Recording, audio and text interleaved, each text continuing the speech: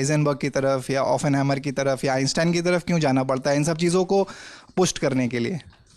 नहीं नहीं नहीं नहीं नहीं नहीं, ये बहुत अलग अलग विषय हैं। देखिए, जो न्यूटन, आइंस्टीन, हाइजेनबर्ग ने काम किया है वो जो ग्रंथ हैं हमारे जो ग्रंथ हैं उनमें वो नहीं है, उनमें वो नहीं है, कतई नहीं है।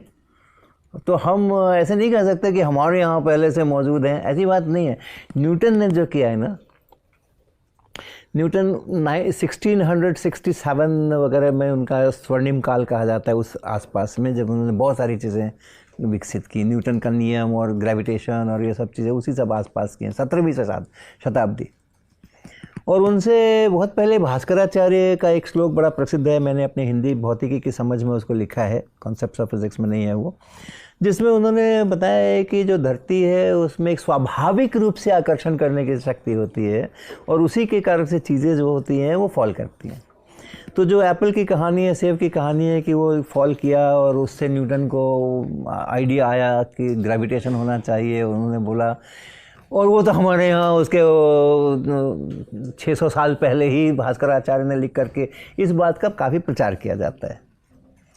लेकिन न्यूटन की महानता इस बात में नहीं है, न्यूटन के साथ ये अत्याचार है कि उन्होंने सेब को गिरते हुए देख करके उनको ध्यान आया कि अच्छा धरती चीज़ों को खींचती है।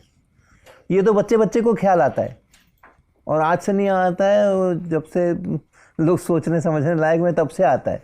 न्यूटन को इसके लिए क्रेडिट नहीं देना है, न्यूटन को क्रेडिट इसलिए देना है कि उन्होंने उसका न्यूमेरिकली Gm1m2/r², इतने न्यूटन का फोर्स वहाँ लगता है, भास्कराचार्य के इसमें नहीं है। 1/r² का डिपेंडेंस है, भास्कराचार्य में नहीं है। और ये 1/r² के डिपेंडेंस के कारण से हम अब अपने सैटेलाइट को जो भेजते हैं ना और उसकी जो मैथमेटिक्स करते हैं वो न्यूटन के इस 1/r² के कारण से करते हैं। ओके, तो ऐसा कहना बिल्कुल गलत है कि जो मॉडर्न जितना साइंटिफिक डिस्कवरीज हो रही हैं, इक्वेशंस बन रहे हैं, समझ विकसित हो रही है, वो सब हमारे ग्रंथ पुराणों में है, ऐसा कहना गलत है।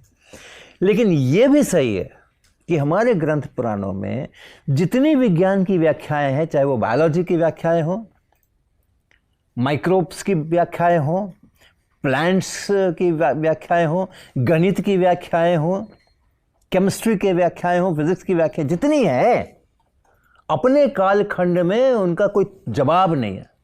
बाकी की दुनिया के हिसाब से देखें तो वो बहुत आगे है, वो बहुत